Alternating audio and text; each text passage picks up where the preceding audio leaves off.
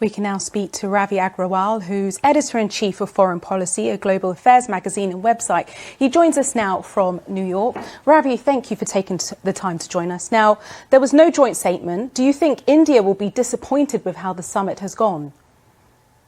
It will, quite simply. India began the year by sort of saying that it was very proud to be holding the G-20 presidency.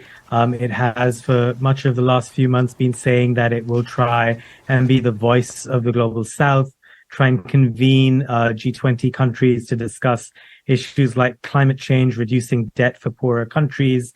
But in a sense, India may have been trying to do too much.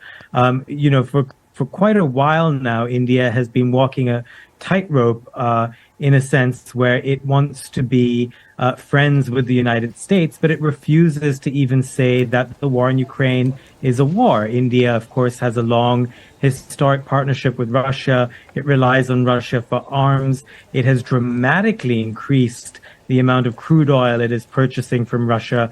It used to get 0.2% of its total crude from Russia before the war. Today, it's upwards of 20%. So given all of these things, India may have been trying to do too much all at once, trying to please all sides, have an a la carte sort of relationship with every country where it picks the best of what it wants at any time. However, at a time of war, even though India wasn't ready to call Russia's war on Ukraine a war, it may have bitten off more than it can chew, and therefore it was left with bitter disagreements coming out into the open. But of course, that's natural.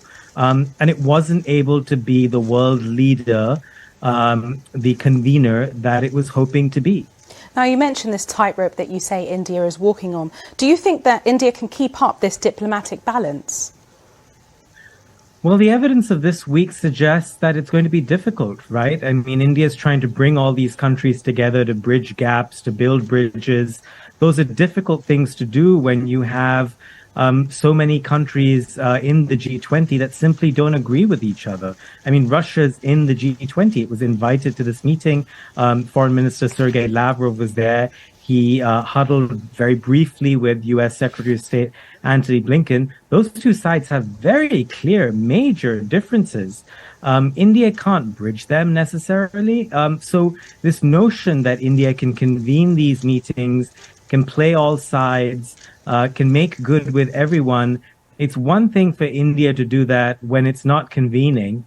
But when it's convening these countries together, these kinds of differences come out into the open. So we may be in a situation where this year we'll see a lot more of that come to the fore as India hosts other meetings to convene the G20 group together, leading up to COP27. Again, there are very big issues that India is trying to play a leadership role in, and rightly so. This is a good thing. We need leadership from other countries. We need countries in the global South to play a bigger role in major issues, areas of cooperation, such as climate change. But again, when you have a world in which there is a war ongoing, when you have a world in which Russia is a major player still in the global economy, and you add into that the fact that the US and China are increasingly at loggerheads, we're entering a world in which those two large economies are beginning to decouple in a sense. Well, then all of these problems come out into the open. It's harder to mediate, harder to negotiate. And the tightrope walk that India has been walking for the last few years, it's not quite non-alignment. India likes to call it multi-alignment. That just becomes much harder to pull off. Ravi Agrawal, thank you very much for your insights. Now, stay with us on BBC News, still to come. The Netherlands